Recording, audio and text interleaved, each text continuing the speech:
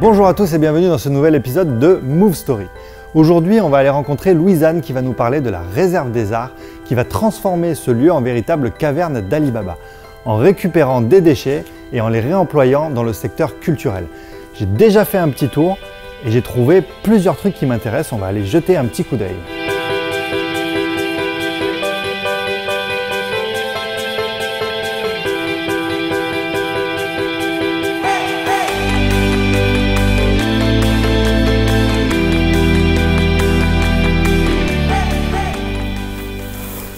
Louisanne, bonjour.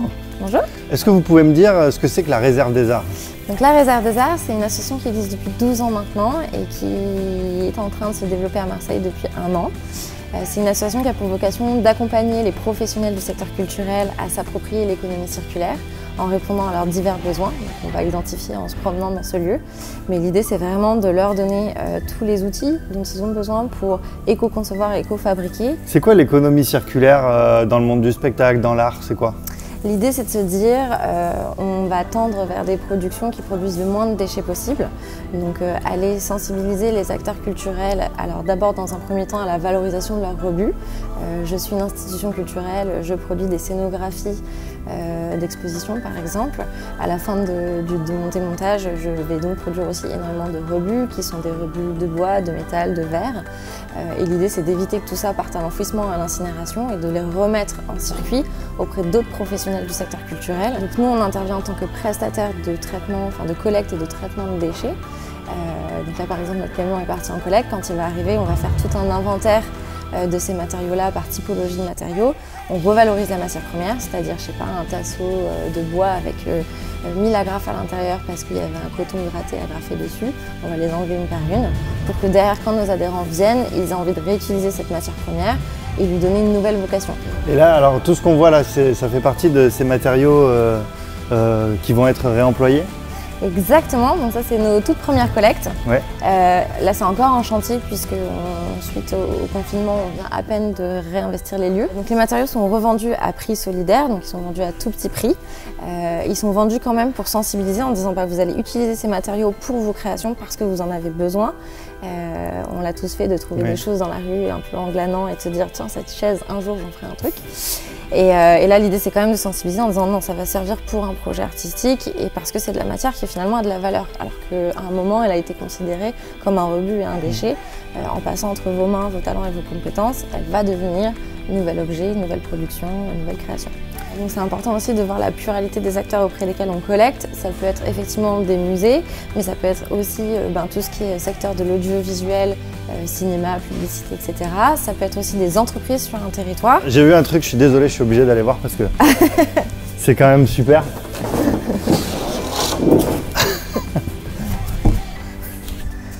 Ça c'était chez vous, ça je suis sûr. Là je les avais reproduits à l'intérieur d'un kebab. D'où le... Exactement. D'où le snack ici. Exactement. En fait. Donc un bout de ce décor aussi nous a permis de fabriquer notre accueil-caisse. Tadam. Ah oui. Et ben moi je vais vous prendre un kebab. Même si 13,50 c'est un peu cher pour moi, mais vous m'avez parlé tout à l'heure de la pièce d'à côté. Il va y avoir quoi? On peut aller voir? Donc l'idée c'est que les adhérents rentrent par ici, plutôt côté escalier, sortiront à terme plutôt par là parce qu'ils vont sortir avec plein de matériaux, on l'espère, pour leur projet. Idem, les collectes arrivent par ici. Tout va être pesé, inventorié donc dans cet espace-là. Ces deux espaces-là sont des espaces de valorisation, donc un sera dédié aux vestiaires pour nos équipes de valoristes. Les valoristes, ce sont des professionnels indépendants qu'on embauche à la mission pour aller faire les collectes dans les structures. Donc c'est souvent des jeunes auto-entrepreneurs, des métiers de la culture et de la création également, qui sont en train de se lancer et qui du coup ont du mal à vivre de leur métier, que nous on accompagne et notamment par des propositions de missions de collecte. Ça leur permet un peu d'arrondir leur fin de mois. Et la deuxième salle va permettre de valoriser la matière première, donc enlever les fameuses agrafes, remettre un bel établi. Alors ici c'est nos magnifiques racks qu'on a montés hier. Donc c'est de la récup. Hyper contente. C'est de la récup. Eh oui. C'est de la récup sur un autre projet du Move. Et oui, c'est ce que je me disais, que je les avais déjà vus quelque part, ça. Exactement. Donc on les a récupérés aux ateliers Jeanne Barré. On les remercie pour ça.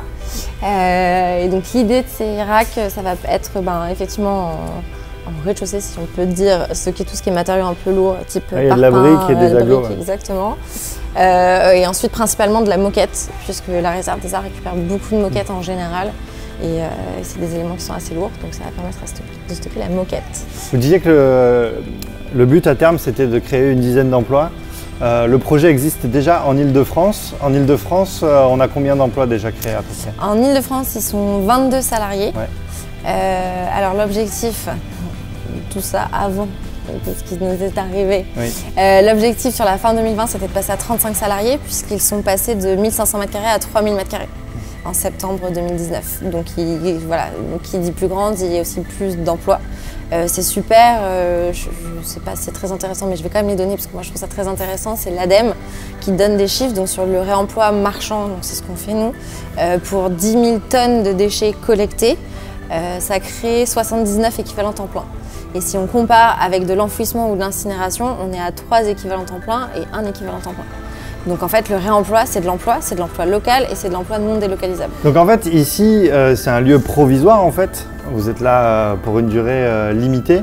Ça vous apporte quoi finalement d'avoir accès à un lieu comme ça pour cette durée, pour pouvoir faire ce réemploi de matériaux Et ben, grâce au Move et à Euroméditerranée, ça a vraiment donné un élan au projet. C'était déjà quelque chose sur lequel on travaillait et on avait envie de questionner l'essaimage d'un projet comme celui de la Réserve des Arts, le projet exactement identique de la Réserve des Arts, sachant qu'après, il y a les petites spécificités du territoire, donc on s'adapte, d'où le projet aussi des résidences. Mais vraiment, le Move nous a permis de pouvoir avoir assez rapidement le projet clore sur le territoire. Même si effectivement il y a des petits délais, il y a des petites choses qui arrivent. Nous, ça nous a donné une opportunité énorme. On parle quand même de 840 m² dédiés à l'économie circulaire et à la culture sur le territoire, d'abord marseillais, puis avec un objectif de rayonnement sur l'ensemble de la région sud. C'est un local qui est plutôt en bon état, qui est très très beau, c'est pavé de verre, vraiment ça donne une super lumière. Et puis 3 ans d'implantation sur un territoire. De 1, normalement, ça devrait nous permettre d'acquérir notre autonomie financière, puisque la Réserve des Arts est un projet associatif, mais qui arrive à s'autofinancer avec ses 10 salariés et un loyer qui sera un peu plus conséquent que ce qu'on a ici. Et donc normalement, dans 3 ans, on peut voler de nos propres ailes et le projet de la Réserve des Arts sera pérenne sur le territoire. Merci d'avoir suivi ce nouvel épisode de Move Story. Quand on reviendra ici, l'endroit sera certainement plein de nouveaux objets à réemployer et à valoriser. Et donc moi, je pourrais peut-être y piquer quelques trucs qui m'intéressent. En tout cas, merci de nous avoir suivis. On se retrouve très vite pour un nouvel épisode de Move Story.